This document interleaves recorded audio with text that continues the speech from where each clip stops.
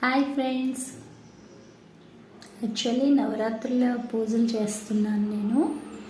అందుకు అసలు వీడియోస్ తీయటానికి అవ్వట్లేదు, ఖాళీ ఉండట్లేదు. నవరాత్రులు అంటే తెలుసు కదా మీకు, మార్నింగు ఈవినింగు పూజలు ఉంటాయి, కుంకుమ పూజలు చేయాలి, లలిత శాస్త్రం చదవటం, ఇవన్నీ కూడాను టైం అయిపోతుంది. ఖాళీ ఉండట్లేదు, నైవేద్యాలు చేసుకోవటం, తర్వాత మళ్ళీ ఇంట్లో వంట చేసుకోవటం, దానివల్ల ఖాళీ ఉండట్లేదు.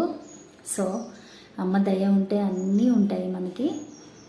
అయితే ఈ నవరాత్రులు కూడాను చేసుకోలేని వాళ్ళు ఎవరైనా ఉంటే గనక అష్టమి, నవమి, దశమి ఆ 3 రోజులు కూడా మామూలుగా ఒక దుర్గమ్మ ఫోటో పెట్టుకుని ఏదో ఒక నైవేద్యం పెట్టి పూజించుకోండి, చాలా మంచి జరుగుతుంది.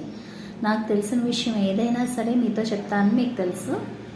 సో ఇది నాకు తెలుసు, అందుకే మీకు చెప్దామని చెప్తున్నాను.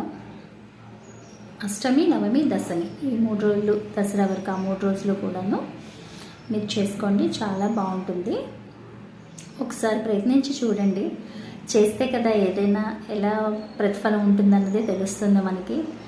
అమ్మ అందరికీ జగన్మాత కాబట్టి చాలా బాగుంటుంది, చేసుకొని మనసు తృప్తిగా ఉంటుంది. ఓకేనా ఫ్రెండ్స్, మీకు ఈ వీడియో కనుక నచ్చితే like, share, subscribe. Bye friends.